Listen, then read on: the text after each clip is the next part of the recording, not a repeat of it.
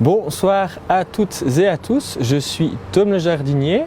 Je suis juste en train de démarrer le live. Voilà. Je crois que tout est bon. N'hésitez pas à me dire dans les commentaires si vous ne me voyez pas, s'il y a des petits problèmes. Je suis en direct, voilà.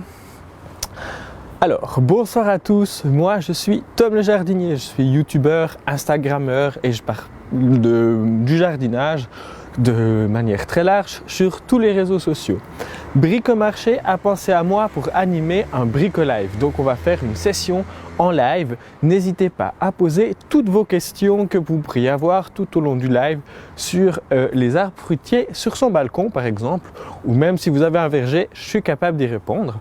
Ce soir, on va particulièrement parler sur nos balcons parce qu'on y pense assez peu. Il y a quand même des plantes qui sont capables d'aller sur son balcon. Ici, j'en ai sélectionné quelques-unes pour vous, mais avant tout ça, je voulais vous dire que sur le balcon, on peut planter pas mal d'arbres fruitiers, surtout en cette période. On s'approche de la Sainte-Catherine qui, je crois, aura lieu à la mi-novembre. Je vais juste être sûr, je vais regarder tout ça, j'ai noté ça juste sous les yeux. Voilà, la Sainte-Catherine, elle aura lieu le 25 novembre. Donc à la Sainte-Catherine, on dit que tout bois prend racine. C'est notamment le cas des plantes fruitiers, les arbres fruitiers qui sont vendus à racines nues. Ce soir, je vais vous parler en premier des fraisiers. Sur son balcon, on peut avoir les traditionnelles suspensions avec des géraniums par exemple, ou avec des pétunias, et tout ce genre de plantes-là. Moi, j'ai remplacé toutes ces plantes-là, toutes ces plantes à fleurs, par des fraisiers. Ça peut vous donner une composition comme celle-ci. Ça va faire des fleurs tout au long du printemps et surtout de jolies petites fraises. Je vous donne un petit conseil, si vous les sélectionnez dans les fraises là, on ne va pas prendre la Mara des Bois, on ne va pas prendre la Gariguette, on va plutôt prendre des variétés de fraisiers remontantes. Donc n'hésitez pas à demander conseil à un jardinier pour trouver des variétés de fraises remontantes. Donc celle-là mis en plein soleil, ça peut déjà donner quelques bons kilos de fruits par année. Ici, j'ai mis 5 plantes dedans, 4 pour faire les côtés et une au milieu, et on peut laisser pousser les stolons. Les stolons de la fraise, qu'est-ce que c'est qu'un stolon? Eh bien, c'est simplement une tige qui va partir du pied de la plante et se retrouver un petit peu plus loin avec un bébé fraisier, un mini fraisier que l'on trouverait à son pied. Donc là, on peut le garder aussi pour donner un effet retombant à notre suspension. Évidemment, on va la mettre assez au soleil, arroser régulièrement avec un engrais liquide, si possible biologique, pour qu'on sache ce qu'on va mettre dans nos fraisiers si on les mange. Spécial pour plantes à fruits. On peut trouver pour les tomates par exemple, on peut en trouver, je pense pas qu'il y en a un spécial pour les fraisiers, donc plantes à fruits, on peut trouver surtout pour les tomates. Moi je le fais en pleine saison, une fois tous les 5-10 jours, c'est comme ça que nos fraisiers se comporteront le mieux. Voilà, il y a un autre arbuste. Enfin là, un arbuste, cette fois-ci, je devrais dire plutôt, qui peut aller facilement dans nos balcons. C'est les groseilliers cassissiers, groseilles à macro, qui se plaisent très bien sur les balcons dans des grands pots. Si on le fait à l'automne, on peut sélectionner des plants qui sont généralement vendus à racines nues. Là, moi, j'en ai pas trouvé en cette période. J'en ai plutôt trouvé des en pot. Donc, on peut en trouver en pot. Je conseille de les mettre dans des pots un petit peu plus grands que celui-ci, mettre 5 cm de diamètre de plus que la taille du pot original. Et du coup, quand on a ces plantes dans un pot un petit peu plus grand, on peut avoir justement des plantes qui sont top et puis donner déjà quelques belles récoltes. Sinon, question taille, la première année, moi je fais une vraie taille assez forte quand même pour qu'on multiplie le nombre de branches qui pourront nous donner des fruits. Là on en voit, il y en a plein, c'est top. Et après, du coup, on aura de chouettes récoltes. Là, il faut aussi bien l'arroser. parce qu'il est sur notre balcon. Souvent, ils peuvent être des fois un petit peu à l'abri des pluies, donc bien surveiller les arrosages. Qui a dit qu'il était impossible d'avoir des figues sur son balcon? On trouve maintenant de plus en plus de variétés de figuiers. Donc là, c'est l'automne, hein, il a pratiquement perdu toutes ses feuilles, peut-être même juste aussi un petit peu avant quand je l'ai déplacé pour le mettre pour ce live. Donc le figuier va aussi très bien sur son balcon. Par contre là, évidemment, on adapte la taille du pot. Moi, je fais un gros rempotage toutes les années avec un terreau bien drainant, mais assez humifère quand même. J'ajouterai quand même un bon tiers du terreau avec du compost pour avoir de beaux fruitiers. Une astuce toute simple, c'est qu'on a tendance à un petit peu oublier de mettre de l'engrais et surtout un paillage au pied de nos plantes. Il ne faut pas l'oublier, ça évite un arrosage une fois de temps en temps parce que ça garde un petit peu l'humidité à son pied. Et voilà, je vais encore vous parler évidemment du pommier. Alors là, j'ai un spécimen, oulala. Je pense que je vais devoir carrément le porter comme ça pour que vous puissiez voir quelque chose. Donc comme on l'a vu, c'est une plante avec un tronc et après ici j'ai une sorte de petit pommier. L'avantage du pommier, c'est qu'il offre aussi, avant de nous donner des fleurs, avant de nous donner des pommes, des jolies fleurs. Et là, je vais vous montrer une photo que j'ai prise ce printemps. Donc on peut le voir, il a été très fourni en fleurs. Sur un balcon, c'est vraiment très esthétique. Attention là, tout de même, à le protéger des vents et des gelées. Quand il est en fleurs sur les balcons, il peut fleurir un petit peu plus vite que les autres arbres fruitiers. Donc bien le protéger s'il venait avoir un petit gel ou avoir un coup de froid.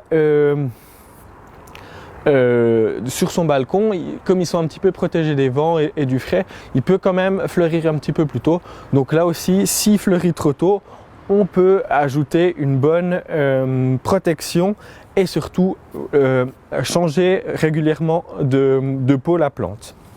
Comme vous pouvez le voir ici, j'ai mis un tuteur pour mon arbre parce que les balcons sont quand même des fois aussi des niches à vent, des endroits où c'est qu'il y a des forts vents. Donc c'est intéressant d'avoir un tuteur, le changer aussi régulièrement, adapté à la plante. Par contre, dans les pommiers, on peut ne pas retrouver vos variétés de pommes fétiches si vous voulez des pommiers pour les balcons. C'est des pommiers qu'on appelle colonnaires ou des pommiers miniatures. Miniatures par la forme, mais pas par la taille des pommes. Là, on en voit une toute petite. Je vais essayer de l'avancer pour qu'on la voie. C'est juste parce que c'est la deuxième année de mon pommier. Donc voilà, il va faire de vraies pommes qui sont cultivables. Comme je le disais, on ne va pas retrouver par exemple vos variétés de pommes préférées. Gala, Golden, Rainette du Canada par exemple.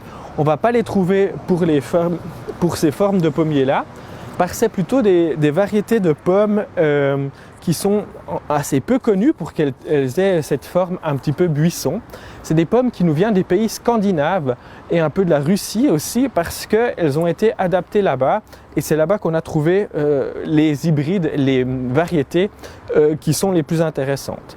Par contre, ils souffrent aussi de quelques maladies, ces pommiers-là.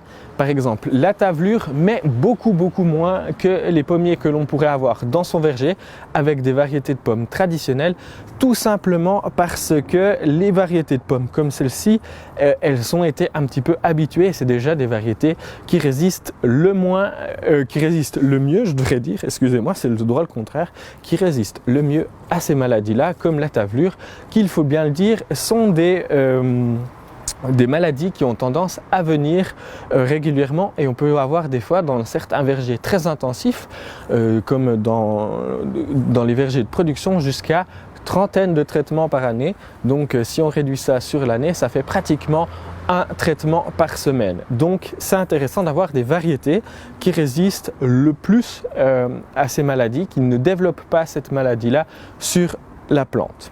Je vais tout de suite regarder si vous avez des premières questions dans le chat. Alors,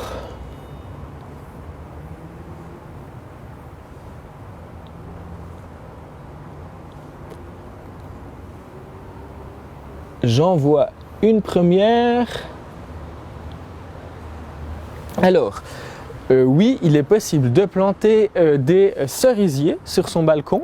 C'est très très simple, mais c'est aussi des variétés un petit peu naines comme ça. Là aussi, ça fait vraiment toute la décoration de la plante, tout son charme, parce qu'elle va avoir clairement les fleurs des cerisiers qui sont très décoratives. Par contre, la production de cerises, on aura peut-être un petit bol par année, pas beaucoup plus. Ce n'est pas les plantes les plus productives sur les balcons. Là aussi, faire vraiment très attention au gel, parce que sur nos balcons, on a tout de suite tendance à avoir un petit coup de réchauffement, la floraison, et elle peut être très précoce, avancée sur les balcons. Donc faire attention. Une petite astuce aussi, c'est de bien protéger les plantes, les pots des plantes. Moi, je les enrubane avec des sacs en toile de jute, et je mets aussi un sac de feuilles mortes dans le pot pour éviter que le froid colonise toute la plante, parce que le froid, quand on a une plante en pot, il peut venir du dessus, du dessous et des côtés, donc un risque de gelée un petit peu plus conséquent que si la plante elle était plantée directement en pleine terre. Voir s'il y a d'autres questions.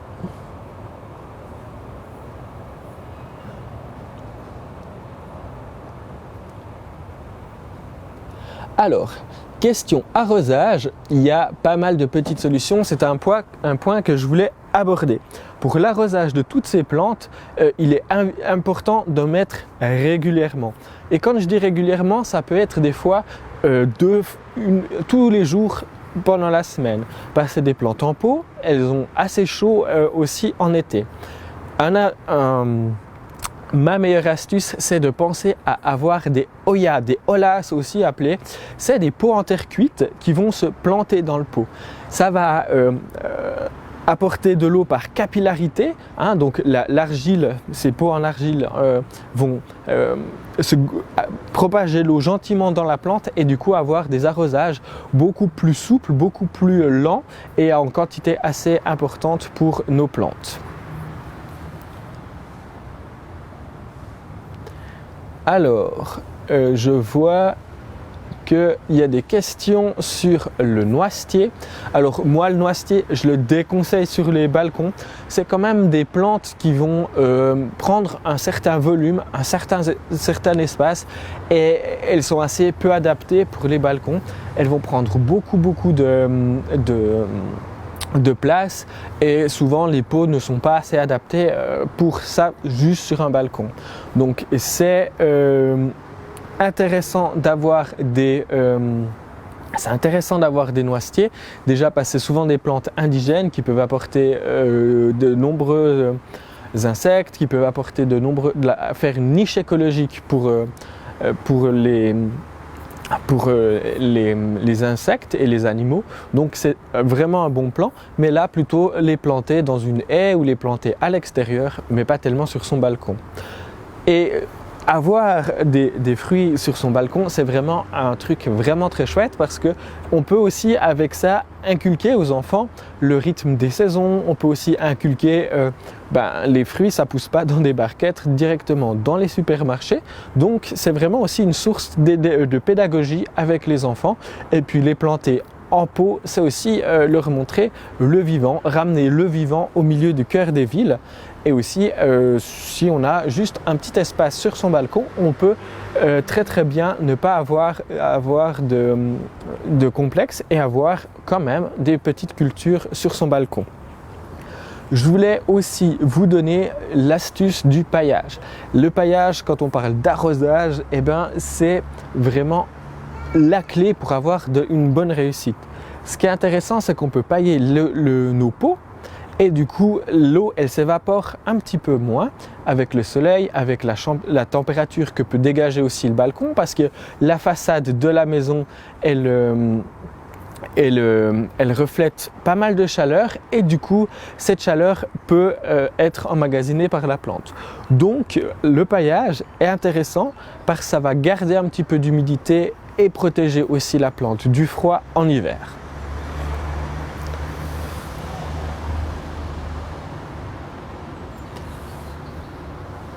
Alors, je crois qu'on a fait le tour des principales questions. Si vous en avez encore, n'hésitez pas à les poser dans les commentaires. Je me ferai un plaisir d'y répondre même une fois que le live est terminé. Je vous invite aussi à me suivre pour mon prochain live qui aura lieu le lundi 16 novembre. Comme vous pouvez le voir, il commence à faire nuit. C'est gentiment le temps pour moi de rentrer. Et du coup, le prochain live sera à l'intérieur. On va entretenir nos outils et on va voir toutes les astuces pour les stocker pendant l'hiver. Je voulais aussi profiter de remercier Bricomarché d'avoir pensé à moi pour ce Brico-Live.